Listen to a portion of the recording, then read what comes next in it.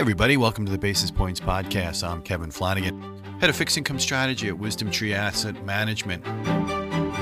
This is Trump, Powell, and rates, the pre-April 2nd edition. And I thought, whom better to have on this podcast but our own Wisdom Tree macro strategist, Sam Rines. Sam, thanks for joining me. Oh, it's always a pleasure, Kevin.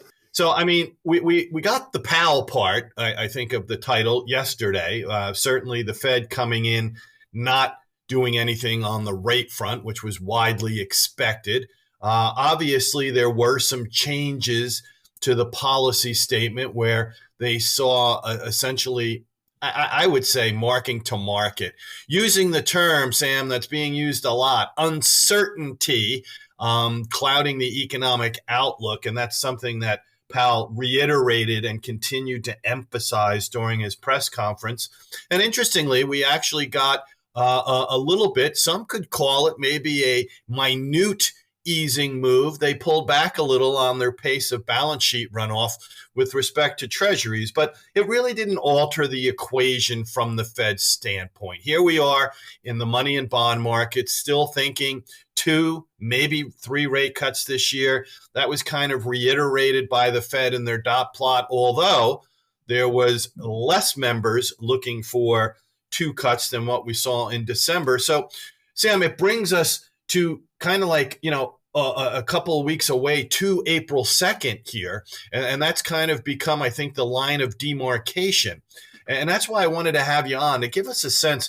What are we looking at right now? What do we think? Because we are going to do a post-April 2nd version. This is a series Sam and I are going to continue to provide for you. So, Sam, as we're moving here now post-Fed into the April 2nd potential tariff announcement day, what should investors be thinking? What should they be looking at? What headlines should they pay attention to or ignore? I know that's a lot of questions, but I know you're capable and ready to answer them. So I do think it is a really interesting conversation to have, is what to pay attention to.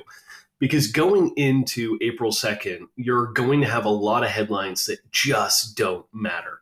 And really what you're going to see is a lot of things around tariffs that probably don't matter until we get the details. For example, I think it's really important to separate Mexico, Canada, China, and the rest of the world when talking about these topics, because you do have Mexico and Canada likely to be involved with a renegotiation of USMCA.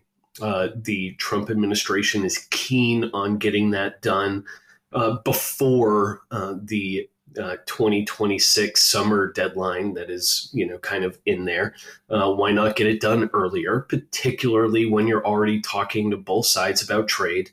And that's likely to lead to a lot of things like, all USMCA products are, excluded from the tariff threats, et cetera. And that's a lot of things in North America. It's not trivial. That is, call it 85 to 90% of the important cross-border goods trade that happens. So it's worth kind of keeping a little bit of an eye on what's being said about the USMCA covered products. If those are covered within the reciprocal tariffs, the headlines might look horrible, they might look bad, but generally it's not going to be that terrible for Canada and Mexico. Now, when it comes to reciprocal tariffs and everybody else, it's going to be incredibly nuanced. Yeah, this is not something that is going to be just a blanket, easy to understand type of movement. It's going to be very, very specific country by country on who's willing to play ball with the Trump administration and who's taking their ball and walking away from the court. And yes, I'm doing that because it's March Madness. There are, some analogies that I'm going to drop in here because it'll be fun. Well played, my friend. Well played. Thank you. But I do think it's important to think about, the tariff level between China and the United States. That's going to be one where reciprocal tariffs are likely to bite. That's going to be somewhat painful. The EU and United States likely to be quite a bit of negotiation there, a lot of dropping different things, talking about different things, etc. You've seen some movement on I call it the tick for tat liquor comments that are going back and forth. We tariff, their champagne and wine. They tariff our bourbon and whiskey.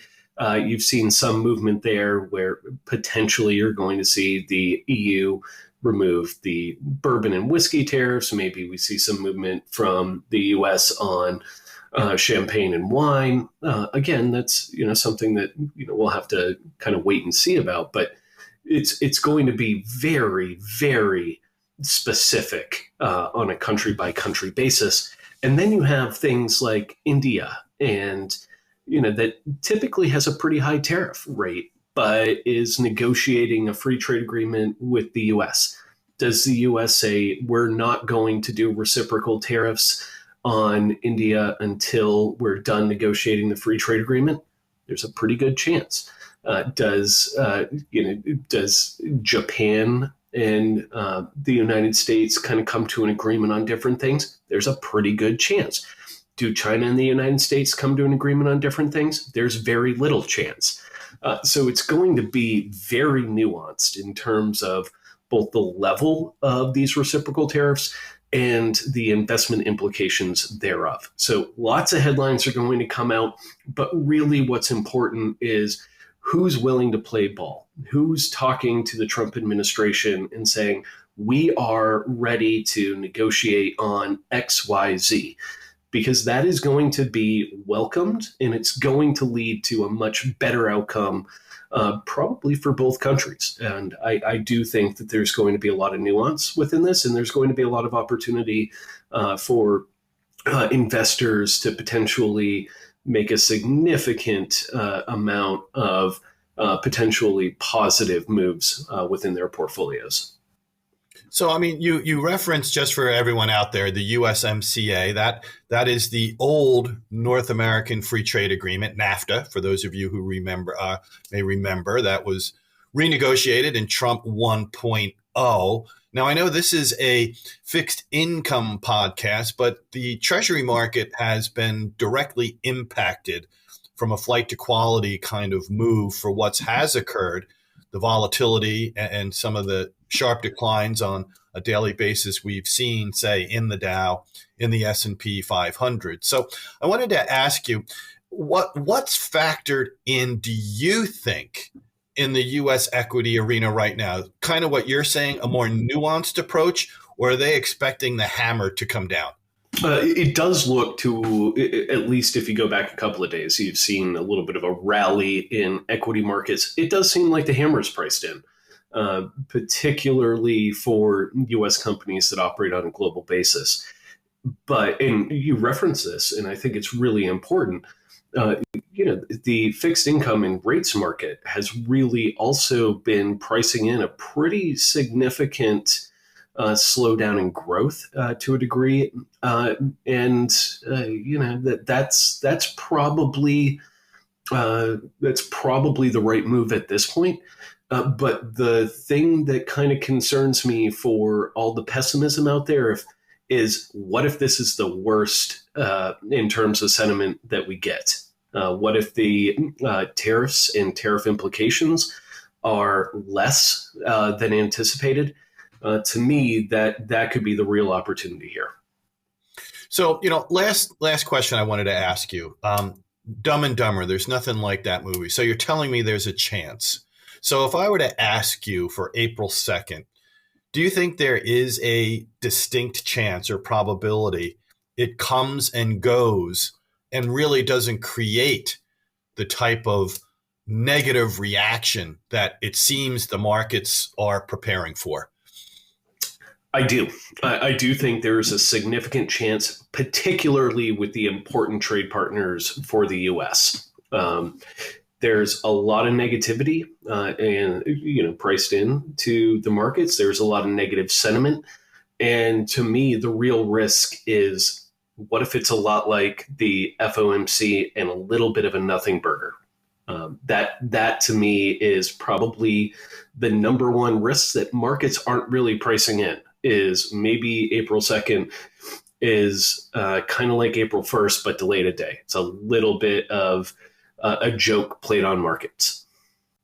I like that. April Fool's Day for the markets. I think that is the perfect way to end it. Sam, thanks again for being on. I appreciate it. And we definitely will team up again post April 2nd to see exactly what did transpire and how we should position ourselves accordingly. So, Sam, thanks again for being on. Thank you, Kevin. Everybody, have a great rest of the week and be well. And don't forget your brackets. Fill them out. It may be too late. The first four already happened. Take care, everybody.